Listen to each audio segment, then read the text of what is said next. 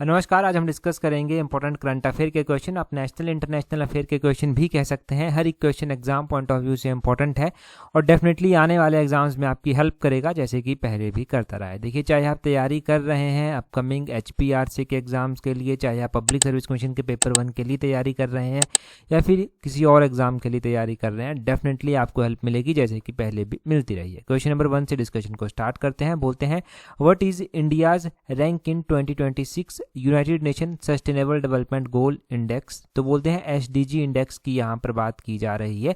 Starting में ही star लगा लीजिए, यहाँ से क्वेश्चन पक्का बनेगा। बोलते हैं कि 2026 का जो राष्ट्र सतत विकास लक्ष्य है, SDG सूचकांक है, उसमें भारत का रैंक क्या रहा है। अब देखिए, SDG इंडेक्स में जो भारत का रैंक 2026 में रहा है वो 94th रैंक जो है वो रहा है। ऑप्शन बी इसका जो है वो सही आंसर हो जाएगा। जितने भी पॉइंट यहाँ से बताए जाएंगे, एक एक पॉइंट को बारीकी से देखना, हर एक पॉइंट इंपॉर्टेंट है। बोलते हैं इंडिया ने जो है वो 94th out of the 167 countries जो है वो रैंक यहाँ पर हासिल किया है। यानी कि 167 कंट्रीज में से 94th नंबर इंडिया का रहा है 2026 के इस SDG इंडेक्स में। अब बोलते हैं ये जो SDG इंडेक्स है, इसमें जो इंडिया का ओवरऑल स्कोर रहा है वो कितना रहा है, वो 68.3 जो है वो रहा है आउट ऑफ 100। तो इंडिया का स्कोर भी इम्पोर्टेंट है। इंडिया का स्कोर जो है वो 68.3 जो है वो रहा है। इंडिया के स्कोर के ऊपर क्या पहले क्वेश्चन बने हैं? बिल्कुल, HPRC ने इसके ऊपर जो है वो क्वेश्चन पूछे हैं। तो इंडिया का स्कोर भी ध्यान रखना। रैंक के ऊपर भी क्वेश्चन पूछे गए हैं, स्कोर के ऊपर भी क्वेश्चन पूछे गए हैं। अब ये जारी किसके द्वारा किया जाता है? तो ये United nation sustainable development solution network है एक, जिसके द्वारा इसको जो है वो जारी किया जाता है। अब बोलते हैं टॉप की पोजीशंस जो है वो किन कंट्रीज की रही। Finland स्क्योर्ड the top position, Finland की टॉप पोजीशन रही। फिनलैंड के बाद दूसरा नंबर जो है वो स्वीडन का जो है वो रहा और तीसरा नंबर जो है वो डेनमार्क का रहा। अब पब्लिक सर्विस कमीशन किस तरह से क्वेश्चन पूछता है? Himachal Pradesh public service commission जो है वो पूछ लेता है कि टॉप की 3 कंट्रीज जो है वो कौन सी रही। तो टॉप की 3 कंट्रीज एक साथ ऑप्शंस में अलग अलग कंट्रीज दे दी जाएंगी। तो फिनलैंड, स्वीडन और डेनमार्क का आपने ध्यान रखना है। साथ में ही जो है वो इंडिया का रैंक, इंडिया का स्कोर, ये तो ध्यान रखें ही रखें। अब बोलते हैं कि बॉटम में कौन सी कंट्रीज रहेगी। तो चैद रिपब्लिक जो है, चैद कंट्री जो है, सेंट्रल अफ्रीकन रिपब्लिक जो है, साउथ सूडान जो है, ये बॉटम में जो है वो रही है, क्योंकि यहाँ पर जो कॉन्फ्लिक्ट चले हुए हैं उनके कारण और यहाँ पर जो इनस्टेबिलिटी बनी रहती है उसके कारण। इंडिया के लिए जो सबसे बड़ा चैलेंज अभी है इंडिया के लिए, वो है SDG नंबर 2। अब ये भी पूछा जाता है कि कौन सा SDG किसके साथ डील करता है। तो SDG नंबर 2 है जीरो हंगर से रिलेटेड। ये इंडिया के लिए अभी भी जो है वो बहुत बड़ा चैलेंज जो है वो बना हुआ है। जीरो हंगर मतलब ये कि कोई भी भूखा ना रहे। अगर हम SDG गोल्स की बात करते हैं, सस्टेनेबल डेवलपमेंट गोल्स की बात करते हैं, तो टोटल SDG जो है वो 17 हैं। सबसे पहला SDG जो है वो नो पॉवर्टी की बात करता है, मतलब गरीबी नहीं होनी चाहिए। दूसरा SDG जो है वो जीरो हंगर की बात करता है। तीसरा SDG जो है वो गुड हेल्थ की बात करता है और वेलबींग की बात करता है। चौथा SDG भी इंपॉर्टेंट है, ये क्वालिटी एजुकेशन की बात करता है। पांचवा जो है वो जेंडर इक्वलिटी की बात करता है। छठा जो है वो क्लीन वाटर और सैनिटेशन की बात करता है। सातवां जो है वो अफोर्डेबल एंड क्लीन एनर्जी की बात करता है। आठवां जो है वो डिसेंट वर्क और इकोनॉमिक ग्रोथ की बात करता है। 9th नंबर का SDG इंडस्ट्री, इनोवेशन और इंफ्रास्ट्रक्चर की बात करता है। 10th नंबर का SDG जो है वो रिड्यूस इनइक्वलिटीज़ की बात करता है कि इनइक्वलिटीज़ को कम करना है। 11वें नंबर का SDG भी जो है वो सस्टेनेबल सिटीज़ एंड कम्युनिटीज़ की बात जो है वो करता है। 12वें नंबर का SDG जो है वो रिस्पॉन्सिबल कंजम्पशन एंड प्रोडक्शन की बात करता है। 13वें नंबर का जो SDG है वो क्लाइमेट एक्शन की बात करता है। 14वें नंबर का SDG जो है वो लाइफ बिलो वाटर, जो पानी के नीचे की लाइफ है उसकी बात करता है, जैसे मछलियाँ हो गई। 15वें नंबर का जो है वो SDG जो है वो लाइफ ऑन लैंड की बात करता है। 16वें नंबर का SDG peace, justice and strong institutions की बात करता है। और 17वें नंबर का जो SDG है वो पार्टनरशिप फॉर द गोल, इसकी बात जो है वो करता है। क्या ये सारे SDG इंपॉर्टेंट है? जब आपको बताए गए इतना टाइम लेकर, तो ये इंपॉर्टेंट है, इनको ध्यान रखना। कोई सा भी SDG एग्जाम में पूछ लिया जा सकता है। आगे बोलते हैं, who became the India's 97th chess grand master. तो बोलते हैं कि 97th शतरंज ग्रांड मास्टर जो है वो कौन बने हैं। अभी देखिए 97th नंबर के जो है वो चेस के ग्रांड मास्टर जो है वो बने हैं। तो अभी कौन जो है ये 97th नंबर के चेस के ग्रांड मास्टर जो है वो बने हैं। तो ये GB हर्षवर्धन जो है वो बने हैं। जब भी कोई भी चेस ग्रांड मास्टर जो है वो बनता है वो क्वेश्चन आपके लिए इंपॉर्टेंट हो जाता है। जैसे कि अभी जो है वो 97 नंबर के जो है वो चेस ग्रांड मास्टर जो है वो बने हैं। अब हम बात यहाँ पर ऐसे ही कर लेते हैं कि एक तो हम 98th भी अभी पढ़ेंगे, परंतु 97 से पहले 96th जो है वो आता है। 96 नंबर के चेस ग्रांड मास्टर जो है वो कौन बने हैं? 96 नंबर के चेस के जो ग्रांड मास्टर बने हैं, इंडियन चेस ग्रांड मास्टर, वो बने हैं इथान वाज कर इनका नाम है। इनका नाम मैं लिख देता हूँ, इथान वाज कर इनका जो है वो नाम है। एथनवाज इनको बोलते हैं। और देखिए 96 से पहले जो है वो 95th नंबर के चेस ग्रांड मास्टर जो है वो कौन रहे?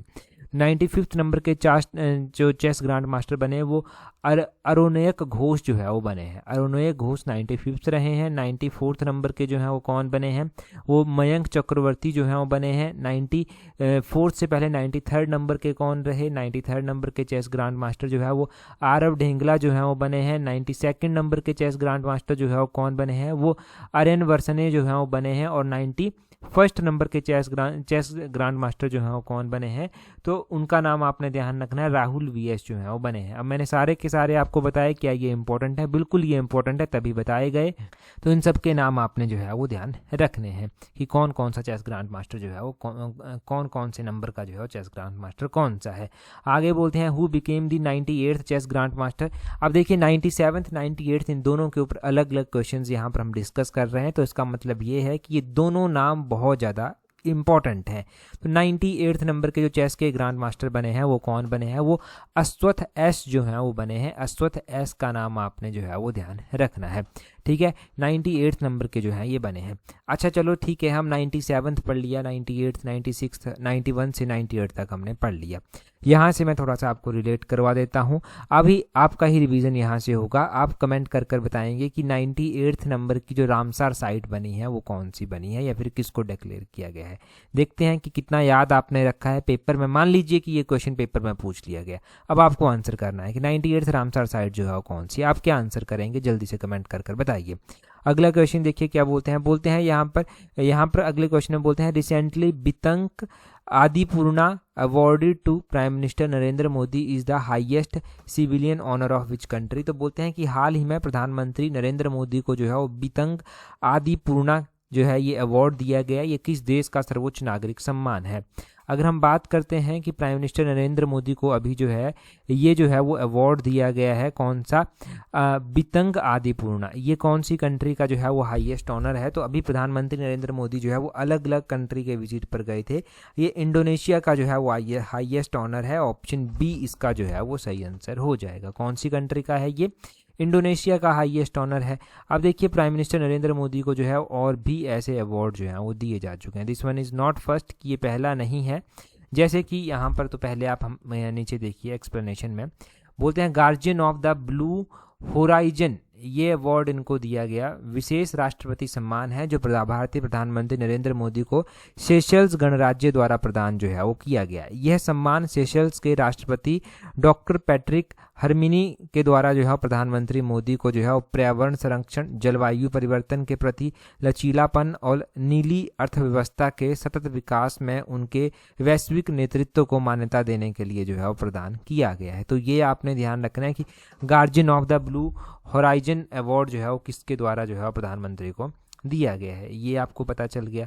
अब हम बात करते हैं कि इसके अलावा जो है वो और कौन कौन से अवार्ड जो है वो उनको अभी मिले हैं। तो जुलाई 2026 में आपने ध्यान रखना है कि इंडोनेशिया का ये अवार्ड इनको मिला है। इसको जो है वो star of the Republic of Indonesia भी बोला गया, ठीक है। और इससे पहले जून महीने में स्लोवाकिया का order of the white double cross इनको दिया गया था। मई 2026 में Norwegian order of the merit Norway का अवार्ड इनको दिया गया था। मई 2026 में ही order of the polar star कर स्वीडन का अवार्ड है, ये इनको दिया गया था। फरवरी 2026 में ही इजराइल के द्वारा एक नया जो है वो अवार्ड बनाया गया, मेडल ऑफ द नीस्ट, ये जो है वो प्रधानमंत्री को दिया गया। दिसंबर 2025 में ऑर्डर ऑफ द ओमान जो है वो इनको दिया गया। तो ये आपने ध्यान ध्यान रखना है कि ये इंपॉर्टेंट अवार्ड जो है वो भारत के प्रधानमंत्री नरेंद्र मोदी जी को दिए गए हैं। अब भारत के प्रधानमंत्री जहाँ पर भी जाते हैं, अगर उनको कोई अवार्ड दिया जाता है, किसी भी अवार्ड से सम्मानित किया जाता है, तो वो इम्पोर्टेंट जो है वो हो जाता है। हमने रिवीजन भी यहाँ पर जो है वो साथ में किया है। अगला क्वेश्चन देखिए क्या बोलते हैं। नेक्स्ट क्वेश्चन में बोलते हैं what is rank of India in global passport index 2026। तो ग्लोबल पासपोर्ट इंडेक्स 2026 में भारत की रैंक क्या रही है। तो ग्लोबल पासपोर्ट इंडेक्स 2026 में जो भारत की रैंक रही है वो 125th जो है वो रही है। 125वीं रैंक जो है वो भारत की रही है। अब यहाँ पर पहले तो आप ग्लोबल पासपोर्ट इंडेक्स का देखिए कि 125th रैंक जो है वो ग्लोबल पासपोर्ट इंडेक्स में रही है भारत की। इससे पहले 2024 में जो 2025 में ये जो है वो 124 नंबर की हुआ करती थी। इंडिया का पासपोर्ट जो है वो वीज़ा, इंडिया के जो अगर आपके पास इंडिया का पासपोर्ट है तो आप वीज़ा फ्री जो है वो 26 कंट्रीज़ में जो है वो जा सकते हैं। कितनी कंट्रीज़ में? 26 कंट्रीज़ में जो है वो जा सकते हैं वीज़ा फ्री। अब हम यहाँ पर जो है वो हेनले पासपोर्ट इंडेक्स की बात करते हैं। एक मैं कमेंट पढ़ भी रहा था, बच्चों को अक्सर कन्फ्यूजन रहता है कि हेनले पासपोर्ट इंडेक्स में भारत का रैंक जो है वो क्या रहा 2026 में। देखिए हेनले पासपोर्ट इंडेक्स की पहले तो एक बात ध्यान रखिए कि ये जो है ना वो साल में एक दफ़ा, ऐसा नहीं है कि एक ही बार जो है ये हेनले पासपोर्ट इंडेक्स जो है वो जारी किया जाता है। ये जो है वो एक से ज़्यादा बार जो है वो साल में जारी जो है वो किया जाता है। हेनले पासपोर्ट इंडेक्स 2026 में जो है वो आया। अब इसके रैंक को लेकर जो है वो बच्चों को कन्फ्यूजन है। 2026 में ये जो हेनले पासपोर्ट इंडेक्स आया ये फरवरी महीने में जो है वो आया। हमने फरवरी के करंट अफेयर में पढ़ा भी, ठीक है। तो कुछ बच्चों को कन्फ्यूजन होता है क्योंकि नहीं अवेयर होते इतना। तो हेनले पासपोर्ट इंडेक्स जो है वो फरवरी 2026 में जो आया उसमें 75th रैंक जो है वो भारत का रहा। कौन सा रैंक रहा उसमें? 75th रैंक जो है वो उसमें भारत का रहा। जो फरवरी 2026 में जो है वो हेनले पासपोर्ट इंडेक्स आया उसमें 75th रैंक भारत का रहा। फिर हेनले पासपोर्ट इंडेक्स जो है वो 78th नंबर का भी जो है वो निकाला गया। इंडिया का रैंक उसमें जो है वो 78th रहा, ठीक है। जो मई महीने में निकाला गया, मई 2026 में फिर से निकाला गया, तो मई 2026 में 78th रैंक जो है वो भारत का रहा। अब जब भी आप इंटरनेट पर सर्च करेंगे तब आपको देखने को मिलेगा कि भारत का 80th रैंक, 80वां रैंक जो है वो रहा है। और इसी को पढ़ते हैं बच्चे और इसको लेकर ही कन्फ्यूजन हो जाता है। तो यहाँ पर भी ध्यान रखें कि जनवरी 2026 में, जब 2026 में जनवरी महीने में ये निकाला गया था, तो जनवरी 2026 में जो है वो भारत का रैंक 80th जो है वो रहा था। 80वां रैंक जो है वो जनवरी में रहा था। अगर इंटरनेट रिपोर्ट के अकॉर्डिंग अगर हम बात करें तो हर महीने ये हेनले पासपोर्ट इंडेक्स जो है वो निकाला जाता है, परंतु हम बीच बीच में ही इसको पढ़ते हैं, जो जो चर्चा में आता है हम उसको पढ़ते हैं। तो मैंने जनवरी का बता दिया, फरवरी का बता दिया, मई का बता दिया। अब एग्जाम में मंथ वाइज पूछा जाए तब आपने ध्यान रखना है कि क्या रैंक जो है वो भारत का रहा। कन्फ्यूजन नहीं होना चाहिए, आपके मन में ये डाउट नहीं होना चाहिए कि आप गलत पढ़ रहे हैं या आपको गलत बताया जा रहा है। अगला क्वेश्चन हम देखेंगे, परंतु अगला क्वेश्चन हम डिस्कस करें उससे पहले देखिए, अगर आप तैयारी जनरल अवेयरनेस के सेक्शन के लिए कर रहे हैं तो आप जनरल अवेयरनेस की टेस्ट सीट्स के साथ हमारी जो है वो जुड़ सकते हैं। जनरल अवेयरनेस की टेस्ट सीट्स का लिंक नीचे डिस्क्रिप्शन बॉक्स, कमेंट बॉक्स में दिया गया है। अब देखिए इस बार जो वैकेंसीज निकली हुई है ना टीचर्स की, वो काफ़ी बच्चों के लिए गोल्डन अपॉर्चुनिटी है। उस गोल्डन अपॉर्चुनिटी को कैसे अवेल करना है वो डिपेंड आपके ऊपर करता है, क्योंकि देखिए टीजीटी की पोस्टें इससे पहले निकली थी, परंतु टीजीटी में कंपटीशन थोड़ा ज़्यादा हो जाता है। ऐसा नहीं है कि इन टीजीटी की वैकेंसीज में कंपटीशन नहीं है, इनमें भी कंपटीशन टफ है, परंतु लिमिटेड कंपटीशन है। टीजीटी में ओपन कंपटीशन थोड़ा सा हो जाता है, तो टीजीटी में मौका बहुत सारे एस्पिरेंट्स के हाथ से जा चुका है, परंतु अब टीचर का मौका जिनके पास है वो हमारी इस टेस्ट सीट्स के साथ जो है वो जुड़ सकते हैं, जिसका लिंक नीचे डिस्क्रिप्शन बॉक्स, कमेंट बॉक्स में दिया गया है।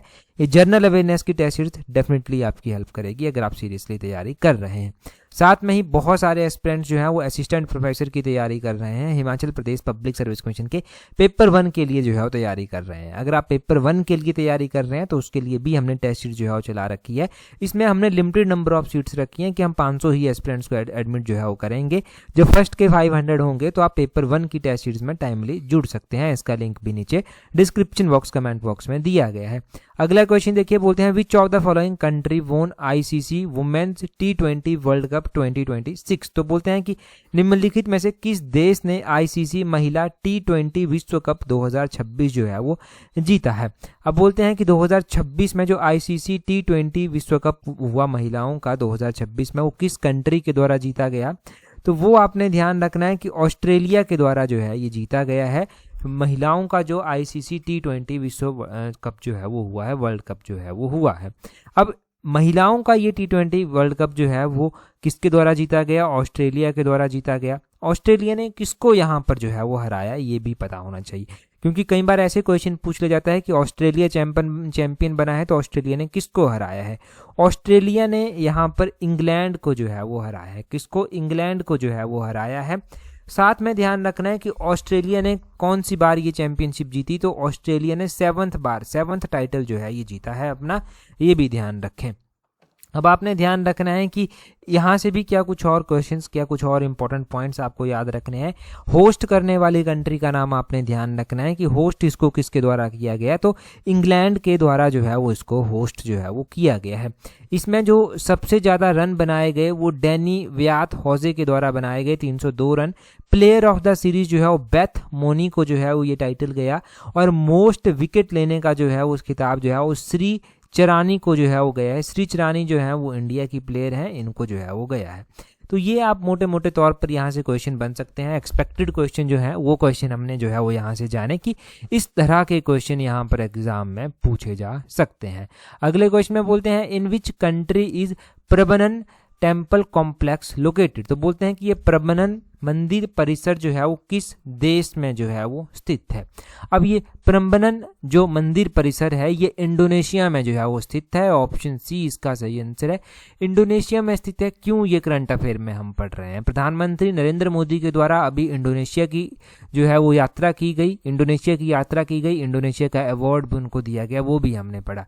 इंडोनेशिया की यात्रा जब उन्होंने जो है वो की तो उन्होंने ये प्रबनन मंदिर जो है वो विजिट जो है वो किया। अब ये मंदिर इनके द्वारा विजिट किया गया, तब ये मंदिर जो है वो चर्चा में आया। अब बोलते हैं कि ये मंदिर, ये प्रबनन मंदिर जो है ये कौन से भगवान को जो है वो डेडिकेटेड है। ठीक है, प्रबनन मंदिर का आपने सिंपल सा ध्यान रखना है कि ये मंदिर जो है ना ये इंडोनेशिया में है, और जो ब्रह्मा विष्णु शिव हैं उनको जो है ये डेडिकेटेड है। ठीक है, ये मंदिर जो है वो कौन सी सेंचुरी का है, तो 9th सेंचुरी का जो है ये मंदिर है।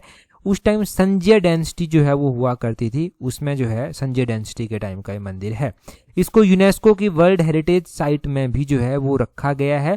1991 में ये यूनेस्को की वर्ल्ड हेरिटेज साइट में जो है वो दर्ज किया गया था। अब देखिए, जब आप ऐसे क्वेश्चंस पढ़ रहे हैं तो पता होना चाहिए कि ट्रैक रिकॉर्ड क्या है, कि पहले ऐसे क्वेश्चंस पूछे भी गए हैं एग्जाम में या नहीं। तो एक ऐसा ही क्वेश्चन एग्जाम का मैं बताता हूँ। एक अंकोर वाट मंदिर जो है वो आता है। अंकोर वाट मंदिर जो है इसके बारे में एग्जाम में क्वेश्चन बना है। पब्लिक सर्विस कमीशन ने भी पूछा है, उस टाइम तो HPSSC पेपर करवाता था तो HPSSC ने भी पूछा है। अंकोर वाट मंदिर जो है वो कहाँ पर आता है, ये कंबोडिया में जो है वो आता है। अंकोर वाट मंदिर जो है वो ये भगवान विष्णु को जो है वो डेडिकेटेड है, ये आपने ध्यान रखना है। और अंकोर वाट मंदिर का ये ध्यान रखना है आपने कि ये सूर्यवर्मन सेकंड के द्वारा जो है वो बनवाया गया था उस टाइम। तो ये पता होना चाहिए आपको अंकोर वाट मंदिर के बारे में कि अंकोर वाट मंदिर जो है वो कहाँ पर है, इसके ऊपर क्वेश्चन जो है वो बने हैं। तो ये भी पता होना चाहिए क्वेश्चन कैसे कैसे बने हैं मंदिरों के ऊपर।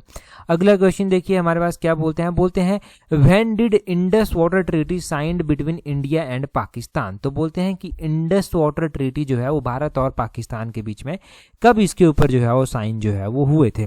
अब देखिए, इंडस वाटर ट्रीटी आप अक्सर पढ़ते हैं, और इंडस वाटर ट्रीटी अभी चर्चा में आई। चर्चा में इसलिए आई क्योंकि कहा गया कि अभी तक ये इंडस वाटर ट्रीटी में, मतलब जो भारत और पाकिस्तान के बीच में इंडस वाटर ट्रीटी को सस्पेंड कर दिया गया था, वो अभी सस्पेंड ही है। अब बोलते हैं कि ये इंडस वाटर ट्रीटी हुई कब। मोटे तौर पर जब भी आप पढ़ते होंगे तो 1960 पढ़ते हैं, परंतु हर एक ऑप्शन में 1960 यहाँ पर दिया गया है। अगस्त महीना है, सितंबर महीना है, अक्टूबर महीना है, नवंबर महीना है। तो एग्जैक्टली पता होना चाहिए कि 19 सितंबर 1960 को जो है ये इंडस वाटर ट्रीटी जो है वो हुई थी। उस टाइम भारत के जो प्रधानमंत्री हुआ करते थे वो जवाहरलाल नेहरू हुआ करते थे, और दूसरी ओर जो है पाकिस्तान के प्रेसिडेंट थे अयूब खान, इनके बीच में जो है ये हुई थी। अब इसमें जो मीडिएशन इसमें जो कराई गई थी, मेडिएशन कराई जो गई थी इसके बीच में, वो वर्ल्ड बैंक के द्वारा मीडिएशन जो है वो करवाई गई थी। इसमें जो है वो क्या कहा गया था, इसमें स्पष्ट अक्षरों में ये कहा गया था कि जो वेस्टर्न रिवर है, इंडस नदी हो गई, चेनाब नदी हो गया, झेलम नदी हो गया, उनका कंट्रोल पाकिस्तान के पास रहेगा। और जो ईस्टर्न नदियां हैं, ब्यास, रावी, सतलुज, इन तीनों नदियों का कंट्रोल जो है वो किसके पास रहेगा, इनका कंट्रोल जो है वो इंडिया के पास जो है वो रहेगा। ये इस इंडस वाटर ट्रीटी में जो है वो कहा गया था। तो इसलिए ये इंडस वाटर ट्रीटी चर्चा में आई, क्योंकि अभी तक जो सस्पेंड की गई थी वो सस्पेंशन जारी है। और इसके ऊपर जो क्वेश्चन बन सकते हैं एग्जाम में, हमने वो क्वेश्चन देखिए। आई थिंक ऐसा क्वेश्चन पेपर 1 में जो है वो पूछा गया है, डिफिकल्ट सा क्वेश्चन, तो ये क्वेश्चन आपने ध्यान रखना है। अगला क्वेश्चन देखिए क्या बोलते हैं। नेक्स्ट क्वेश्चन में बोलते हैं recently which country became 10th country to adopt India's UPI. UPI का मतलब है यूनिफाइड पेमेंट इंटरफेस। अब देखिए, अगर आप जूनियर ऑफिस असिस्टेंट जैसे एग्जाम्स के लिए तैयारी कर रहे हैं तो हो सकता है वहाँ पर यूपीआई की फुल फॉर्म पूछ ली जाए। बड़ी कॉमन है, परंतु कई बार कन्फ्यूजन हो जाता है छोटे छोटे क्वेश्चंस में भी। तो यूनिफाइड पेमेंट इंटरफेस, ये यूपीआई की पूरी फुल फॉर्म है, पूरा नाम है। और यूपीआई को एक्सेप्ट करने वाला, अडॉप्ट करने वाला जो 10वां कंट्री बना है वो ग्रीस जो है वो बना है। ग्रीस, इसका ऑप्शन ए जो है वो सही आंसर हो जाएगा। इससे पहले इसको Singapore, France, UAE, Mauritius, Nepal, Bhutan, Qatar, Sri Lanka, Cambodia, ऐसी इन कंट्रीज के द्वारा जो है वो इसको जो है वो ज्वाइन किया जा चुका है, या आप ये कहिए कि अडॉप्ट किया जा चुका है। 9th कंट्री जो बनी थी इसको अडॉप्ट करने वाली, वो कंबोडिया जो था वो बनी थी। कंबोडिया 9th कंट्री थी जिसने इसको जो है वो अडॉप्ट जो है वो किया था। अब ऐसे ही जो है वो क्वेश्चन एग्जाम में पहले भी बने हैं यूपीआई के बारे में, जो अलग अलग कंट्रीज ने इसको जो है वो अडॉप्ट किया है। और आपने ध्यान रखना है कि 8वीं कंट्री जो बनी थी वो कतर बनी थी, 9वीं कंट्री कंबोडिया बनी थी, और 10वीं कंट्री जो बनी अभी वो ग्रीस जो है वो बनी है। इतना सा यहाँ से ध्यान रखेंगे नेट सेट में। अच्छा, अगला क्वेश्चन हम देखेंगे, परंतु हम बात जूनियर ऑफिस असिस्टेंट की कर रहे हैं। अगर आप तैयारी जूनियर ऑफिस असिस्टेंट के एग्जाम के लिए कर रहे हैं और इस तैयारी को आप जो है वो प्रॉपर शेप देना चाहते हैं, तो जूनियर ऑफिस असिस्टेंट की टेस्ट सीट्स का लिंक नीचे डिस्क्रिप्शन बॉक्स, कमेंट बॉक्स में दिया गया है। यहाँ से आप इस टेस्ट सीट्स को जो है वो ज्वाइन कर सकते हैं और लेटेस्ट पैटर्न, लेटेस्ट सिलेबस के अकॉर्डिंग आप टेस्ट सीट्स प्रैक्टिस कर सकते हैं। साथ में तैयारी अगर आप पंचायत सेक्रेटरी और पटवारी की कर रहे हैं तो ये टेस्ट सीट थोड़ी पॉकेट फ्रेंडली है आपके लिए, क्योंकि दोनों एग्जाम की तैयारी एक साथ आप एक टेस्ट सीट से कर सकते हैं, और इस टेस्ट सीट का लिंक भी नीचे डिस्क्रिप्शन बॉक्स, कमेंट बॉक्स में दिया गया है। अगला क्वेश्चन देखिए क्या बोलते हैं the international Booker prize will be officially renamed as which of the following after 10 year funding agreement. तो बोलते हैं कि 10 साल के फंडिंग समझौते के बाद बोलते हैं जो अंतर्राष्ट्रीय बुकर पुरस्कार है उसका आधिकारिक रूप से जो है वो नाम बदला गया। क्या नाम इसका जो है वो रखा गया अगर इसका नाम बदला गया? तो अब आपने ध्यान रखना है कि इंटरनेशनल बुकर प्राइज, इसके ऊपर HPRC ने लगातार क्वेश्चन पूछे, 2025 का भी पूछा, 2026 का भी पूछा जा चुका है। तो बोलते हैं यहाँ पर कि ये इसका जो इंटरनेशनल बुकर प्राइज है इसका नाम क्या रखा गया? इसका नाम रखा गया बुकमैन इंटरनेशनल बुकर प्राइज। तो Bookman international Booker prize, option B इसका जो है वो सही आंसर हो जाएगा। 2027 में ये नाम जो है वो बदल दिया जाएगा। अभी 2026 का क्या इंटरनेशनल बुकर प्राइज दिया जा चुका है। अगर आप लेटेस्ट जो है वो करंट अफेयर्स पढ़ चुके हैं या हमारे साथ जुड़े हुए हैं तो हमने ये पढ़ा है, और HPRC ने ये क्वेश्चन अभी पूछ भी लिया है। ताइवान के ट्रेवलॉग हैं by Taiwan travelogue by the Taiwanese writer हैं। ताइवान ट्रेवलॉग कर जो है, पहले ध्यान रखिए, ताइवान ट्रेवलॉग कर जो है एक आपने ध्यान रखना नोवेल है, जिसको बुक है एक तरह से, जिसके लिए जो है ये प्राइज दिया गया है। एक राइटर है यांग शुआंग जी, इनके द्वारा इसको लिखा गया है, और ट्रांसलेट इसको लिन किंग के द्वारा जो है वो किया गया है। इनको जो है वो 2026 का ये प्रेस्टिजियस इंटरनेशनल बुकर प्राइज जो है वो मिला है 2026 का। अगर हम 2025 की बात करते हैं कि 2025 का किसको मिला है, 2025 का जो है वो एक हर्ट लैम्प कर यहाँ पर मैं लिख देता हूँ, हर्ट लैम्प कर जो है वो नोबेल है। ये बानू मुस्तैक के द्वारा जो है वो लिखा गया है, और ट्रांसलेट इसको जो है वो दीपा भास्ती के द्वारा किया गया है। ये एक शॉर्ट स्टोरी डॉक्यूमेंट है। अब ये जो है 2025 का जो है वो इनको दिया गया है। इनका नोबेल, इनकी ट्रांसलेशन किसके द्वारा की गई, लिखा किसके द्वारा गया, वो आपने ध्यान रखना है। ठीक है, तो ये इंटरनेशनल बुकर प्राइज के बारे में आपको पता चल गया। 2025 का भी, 2026 का भी, कोई से भी ईयर का क्यों ना पूछा जाए, आपका कॉन्सेप्ट बिल्कुल क्लियर जो है वो होना चाहिए। बोलने का मतलब ये है कि आपको जो है वो बिल्कुल भी डाउट नहीं होना चाहिए कि हाँ जी किसको ये दिया गया 2025 में, 2026 में ये किसको दिया गया, क्योंकि कई बार नोवेल का नाम पूछ लिया जाता है, कई बार राइटर का नाम पूछ लिया जाता है, कई बार ट्रांसलेटर का नाम जो है वो पूछ लिया जाता है। कोई सा भी नाम क्यों ना पूछा जाए, आपको फर्क नहीं पड़ना चाहिए, क्योंकि आपने डिटेल से याद चीज़ों को रखा होगा। अगला क्वेश्चन देखिए, नेक्स्ट क्वेश्चन में जो है वो क्या पूछा गया है। नेक्स्ट क्वेश्चन में यहाँ पर अगले क्वेश्चन में बोलते हैं what is the name of operation launched by India to provide assistance to earthquake hit Venezuela. तो वेनेजुएला में आया भूकंप और वेनेजुएला में जो है वो भूकंप प्रभावित लोगों को सहायता देने के लिए भारत के द्वारा एक ऑपरेशन चलाया गया। बोलते हैं कि इस ऑपरेशन का नाम क्या है। तो 4 ऑप्शंस आपके पास दिए गए हैं। अब आप कमेंट कर कर बताएंगे कि ये जो ऑपरेशन इंडिया के द्वारा लॉन्च किया गया इसका नाम क्या रखा गया था। ये क्वेश्चन इंपॉर्टेंट है, इसे पिछले एडिशन में करंट अफेयर के हमने ये डिस्कस किया है। अगर आपने अभी तक भी हमें टेलीग्राम पर ज्वाइन नहीं किया है तो टेलीग्राम पर ज्वाइन करने के लिए अपने टेलीग्राम से @allexam31 करके सर्च करना, आपको हमारा टेलीग्राम चैनल मिल जाएगा। हमने होमगार्ड के एग्जाम के लिए लगभग 10,000 क्वेश्चन की एक PDF शेयर की हुई है आपके साथ टेलीग्राम पर। वो PDF भी आपको टेलीग्राम पर जो है वो मिल जाएगी। टेलीग्राम पर ज्वाइन किया होगा तो कंटिन्यूस अपडेट आपको मिलती रहती हैं, इंपॉर्टेंट जानकारी आपको मिलती रहती है, तो उसको देख लेना। आज की इस वीडियो में इतना ही है। That's all for today. Thank you very much for watching and listening with very patience.